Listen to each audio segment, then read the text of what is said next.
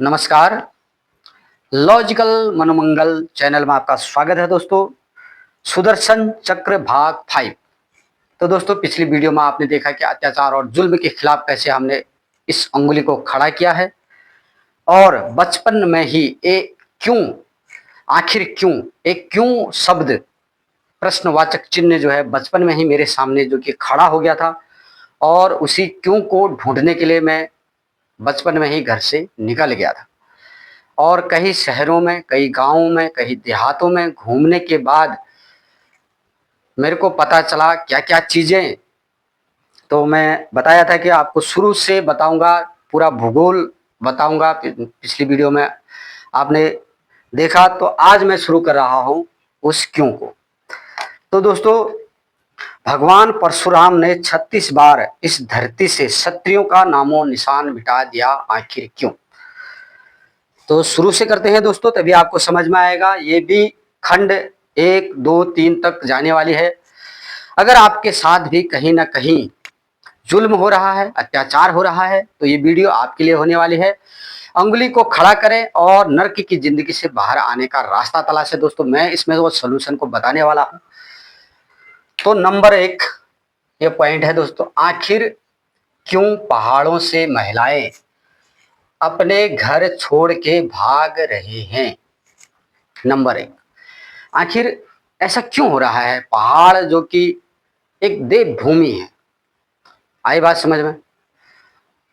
पहाड़ एक देवभूमि है और वहाँ जो है देवी देवताओं का निवास है। ज़्यादातर पूजा पाठ वहाँ पर होती हैं। उसके बावजूद भी वहाँ की जो महिलाएं हैं इतने सरल और सीधे हैं और अत्याचार और जुल्म जैसी चीज़ों को भी वो आसानी से सहन कर लेते हैं।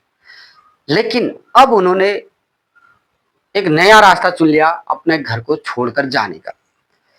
तो इस क्यों, ये आज की डेट में क्यों बना हुआ है, जबकि मेरी जो जन्म तिथि है 1983, 90 के दशक में मेरे को ये क्यों शब्द मिल गया था और 1997 को मैंने घर छोड़ दिया। पहली बार अपना गांव छोड़कर मैं शहर की ओर चला गया। 1997 से मैं इस क्यों को ढूंढ रहा हूं दोस्तों। नंबर 2 है, आखिर क्यों एक महिला को पीट पीट कर घर से भगा दिया, इसका जिम्मेदार कौन?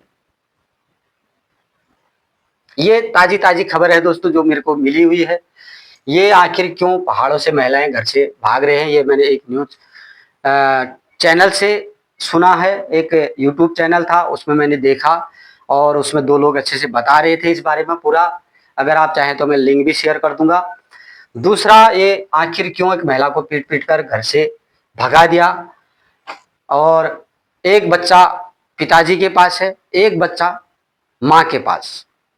मतलब लड़की छोटी सी थी तो माँ के साथ आ गई। पहले तो वो कुछ समय जंगलों में रही और उसके बाद उसके अड़ोस पड़ोस जो रहते थे उन्होंने खबर किया उनके माँ बाप को, भाइयों को, कि आपकी लड़की के साथ ऐसी ऐसी घटना घट गई है और शायद इस जंगलों में कहीं चली गई है। तो उसके माँ बाप उसको ढूंढ कर अपने घर लेकर गए हैं। तो ये घटना 2-3 दिन पहले की ही ताजी ताजी मैं बता रहा हूँ दोस्तों। आखिर क्यों अत्याचार और जुल्म हो रहा है और सबसे बड़ी बात यह है कि इसका जिम्मेदार आखिर है कौन? पति जिम्मेदार है, सास ससुर जिम्मेदार हैं, या ये माँ बाप जिम्मेदार हैं, जो लड़की के माता पिता हैं वो जिम्मेदार हैं, या शिक्षा प्रणाली जिम्मेदार है, या वहां की सरकार जिम्मेदार है, या अशिक्षित रहने से, अशिक्षित होने के कारण, अज्ञानताओं के कारण वो अपनी फैमिली में सही से अटैचमेंट नहीं कर पा रही है अपनी को। ये क्या जिम्मेदार है, कौन जिम्मेदार है इसके पीछे कि ये ऐसा? अब उस जो 2 बच्चे हैं उनका क्या कसूर है? वो बिना माँ के, एक बिना पिता के, कैसे बिना परिवार का कौन रहेगा? तो सोचने पर ही अजीब सा लग रहा है दोस्तों। नंबर 3 पर आता है, आखिर क्यों अत्याचार और जुल्म को सहा जा रहा है? ये सिर्फ पहाड़ों की बात नहीं है दोस्तों, ये देश के कोने कोने में मैंने देखा और सुना, लोगों से मैंने बात किया। मैं खाली आजकल यूट्यूब चैनल बना दिया तो उसमें वीडियो डाल रहा हूँ, ऐसा नहीं है। मेरे को 20 साल लगे इन सभी चीज़ों को जानने में, पहचानने में, इसलिए आज इस गले से आवाज़ निकल रही है। आखिर क्यों अत्याचार जुल्म को सहा जा रहा है, और ज्यादातर गांव घरों में सहा जा रहा होता है, शहरों में ये सब चीज नहीं है, यहाँ कानून व्यवस्था है दोस्तों। आखिर नंबर 4 पर आता है, आखिर क्यों भेदभाव और कुप्रथाओं से परेशान होते हैं लोग। मैंने भेदभाव से परेशान होते लोगों को देखा और कुप्रथाओं से भी परेशान होते लोगों को देखा। कुप्रथाएं मैंने पिछले वीडियो में बता रखी है दोस्तों, 4 से 5 कम से कम 10 कुप्रथाएं ऐसी हैं जो भारत में अभी भी चल रही हैं, जिस पर कुछ कुप्रथाओं पर भारत ने रोक लगा दी है, उसके बावजूद भी वो कुप्रथाएं चल रही है। जैसे कि लड़का लड़की एक समान वंश प्रथा और लड़का लड़की में भेद, दहेज प्रथा, ऐसे तमाम कुप्रथाएं अभी भी भारत में चल रही हैं, जिनके कारण लोग परेशान हैं दोस्तों। तो ये सभी आखिर क्यों के घेरे में आ रहे हैं ये टोटल, और इन सभी का जिम्मेदार कौन है। तो दोस्तों इन सभी क्यों को अगर आपको भी जानना है कि ऐसा क्यों हो रहा है, कैसे हो रहा है, तो स्टार्टिंग से आपको जानना पड़ेगा। आज मैं पूरा एक आपको बताऊंगा स्टार्टिंग से कि ये सृष्टि का निर्माण जो ब्रह्मा जी ने किया है वो किस प्रकार से किया है और क्यों किया।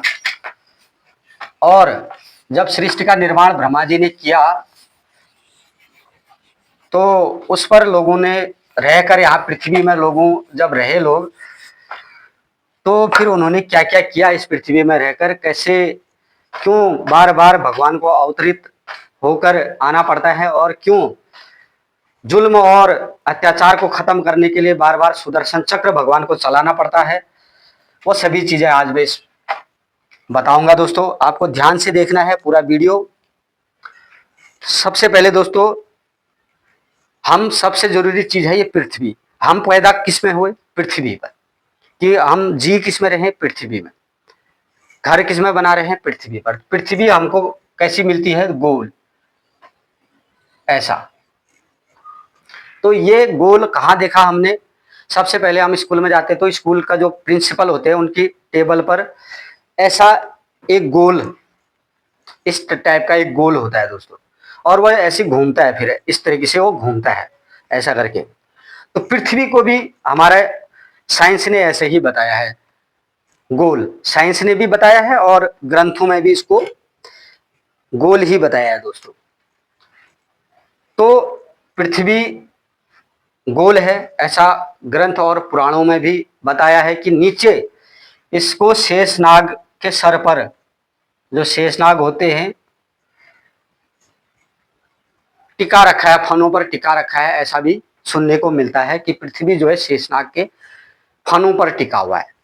अब सत्य आपको जानना है कि सत्य है क्या है कि नहीं, इतना मैं पूरा व्याख्या नहीं बताऊंगा। यही शेषनाग लक्ष्मण के अवतार शेषनाग के अवतार जो है लक्ष्मण जी को बताया जाता है, और बलराम जी को भी इन्हीं शेषनाग का अवतार बताया जाता है। तो दोस्तों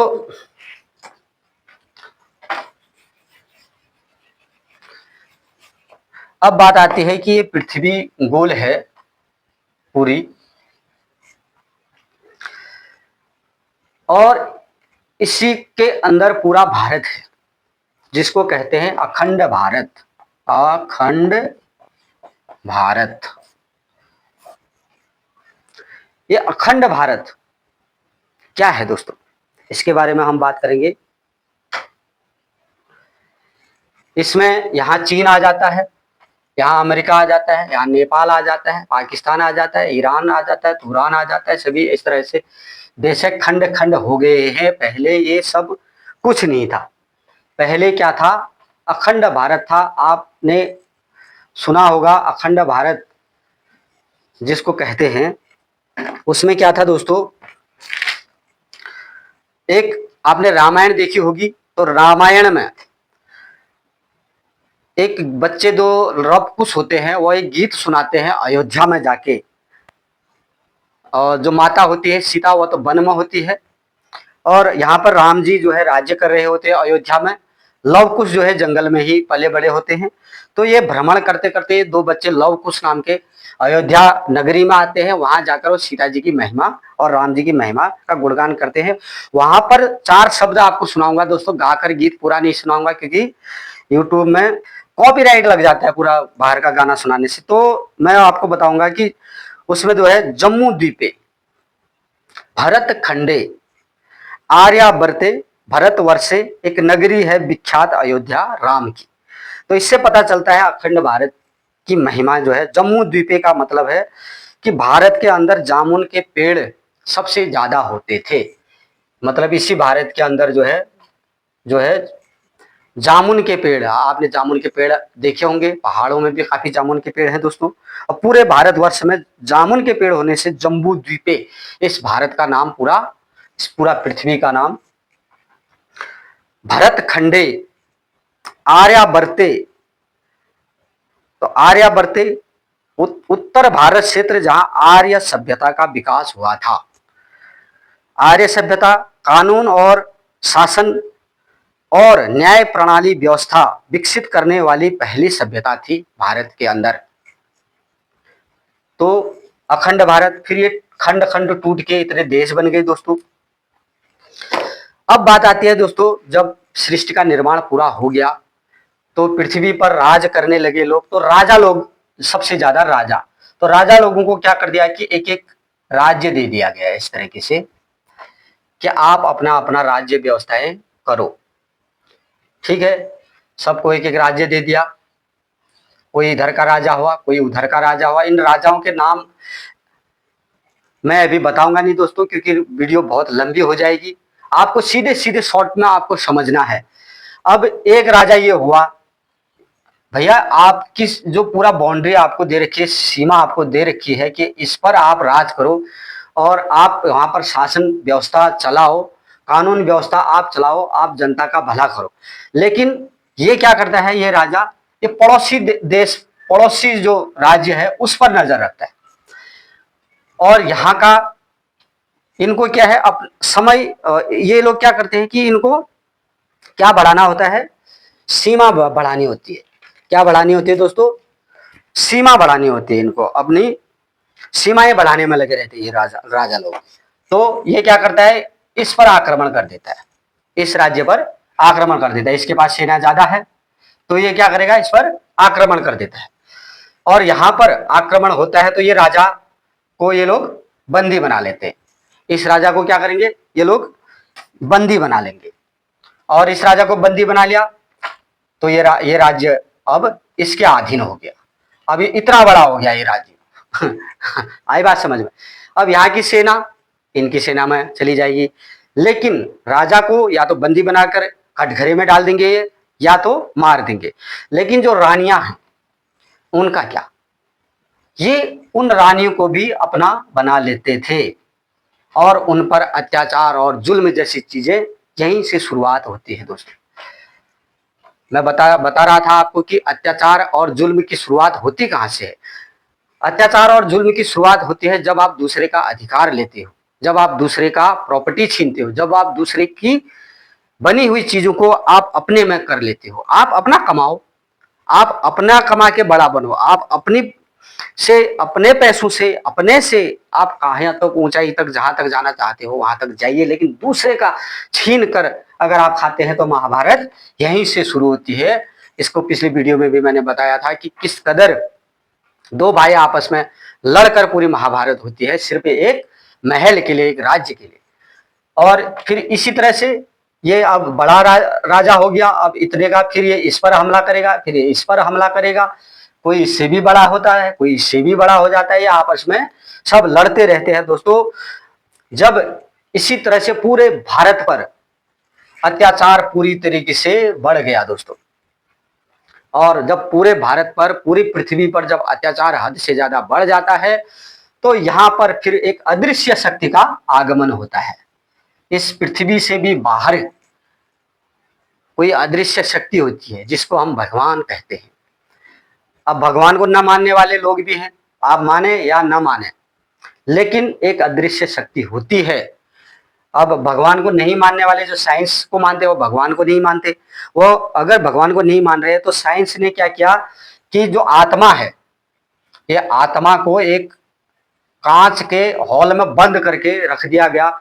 एक शरीर को इस कांच के हॉल में बंद कर दिया कि आत्मा को पकड़े, लेकिन आत्मा को कोई भी वैज्ञानिक अभी तक पकड़ नहीं पाया। और साइंस ने, टेक्नोलॉजी ने क्या क्या बनाया कि रोबोट बना दिया, रोबोट बना दिया।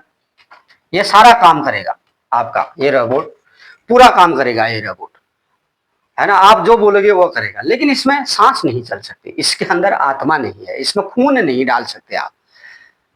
तो इसका मतलब है कि ये सब कुछ करने के लिए एक अलग ही शक्ति लगती है जिसको देखा नहीं जा सकता, क्योंकि वो आत्मा को कोई देख नहीं पाया अब तक।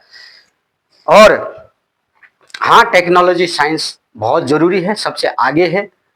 और लेकिन आत्मा को जानना का, आत्मा को अगर हम जाने तो हमें एक अदृश्य शक्ति को भी जानना पड़ेगा, और उस अदृश्य शक्ति का नाम ही है भगवान। भगवान। तो तब इनकी एंट्री होती है अलग अलग रूपों में, अलग अलग अवतारों में, और फिर चलता है सुदर्शन चक्र। तो यहां पर सुदर्शन चक्र तो चला नहीं, यहां पर चला फरसा, परशुराम जी का अवतार हुआ दोस्तों। और परशुराम जी ने 36 बार इस धरती से क्षत्रियों का नामो निशान मिटा दिया। 36 बार। क्यों? क्योंकि ये राजा लोग जो थे क्षत्रिय थे, बाहुबली थे, और जाति व्यवस्था ही ऐसी कर रखी कि जो लड़ाई करेगा, जो बाहुबली होगा, वो क्षत्रिय कहलाएगा। ऊपर इनकी जाति से ऊपर पंडित दे दिया, नीचे शूद्र दे दिया, पता नहीं क्या क्या जातियां इन्होंने फिट कर दी, नंबर 1, नंबर 2, नंबर 3, नंबर 4 करके। ये भगवान ने नहीं बनाई दोस्तों जातियां, भगवान ने नहीं बनाई। अगर आप पूरा ग्रंथ पढ़ेंगे, पूरा पुराणों को पढ़ेंगे, तो भगवान ने ग्रंथियां, ये जातियां नहीं बनाई।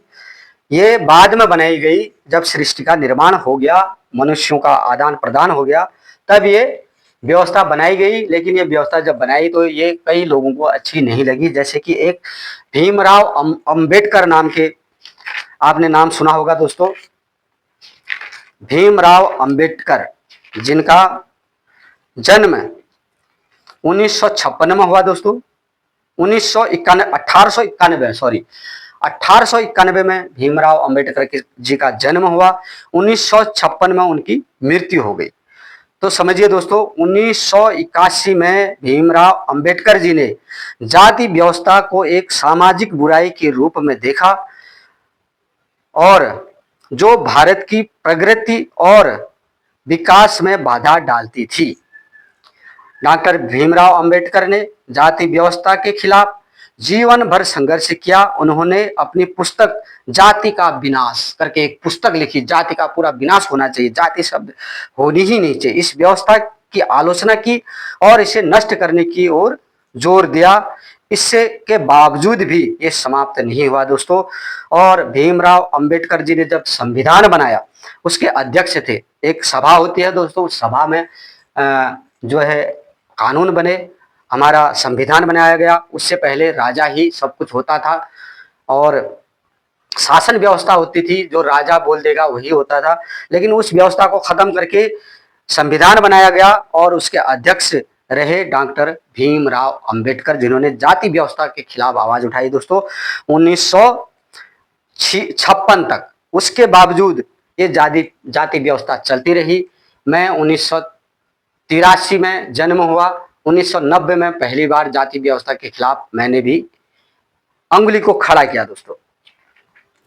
तो दोस्तों, बात आती है अब इन राजाओं की। तो परशुराम जी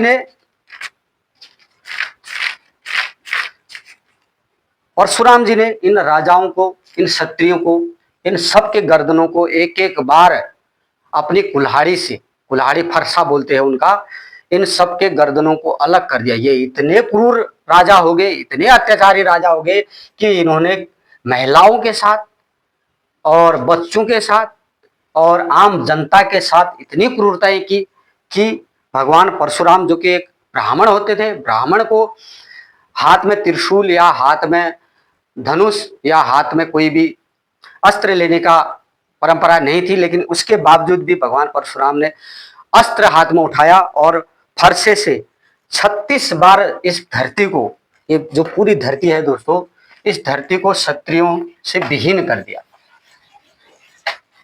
पूरा मिटा दिया। मतलब धरती को लहलुहान कर दिया। ऐसा लिखा हुआ है। मैं कोई अपनी मर्जी से नहीं बोल रहा हूँ। इस पूरी पृथ्वी को जो है, इस पूरी पृथ्वी को क्षत्रियों से विहीन कर दिया, क्षत्रिय रहे ही नहीं, है ना। तो दोस्तों फिर धीरे धीरे क्या होता है कि इस धरती पर इस तरीके से अत्याचार और जुल्म होता है। तो जब परशुराम जी फरसा उठा सकते हैं इस अत्याचार के खिलाफ, तो उन्होंने ये शिक्षा दी कि आपको भी, अगर आप भी कहीं ना कहीं जुल्म के शिकार हैं दोस्तों, तो आपको भी क्या करना है, अंगुली को खड़ा करना है और सुदर्शन चक्र जो है चलेगा। ये भगवान विष्णु का सुदर्शन चक्र है दोस्तों, जो बुराई के खिलाफ चलता रहता है। तो वीडियो लंबी हो जाती है दोस्तों, नेक्स्ट वीडियो में मैं आपको और इसके बारे में बताऊंगा। इस ये भौगोलिक नक्शा है दोस्तों धरती। अब इसके अंदर जो सिटी है, जो पैलेस हैं, जो गांव हैं, जो देहात हैं, अब उनके बारे में मैं नेक्स्ट वीडियो में बताऊंगा दोस्तों।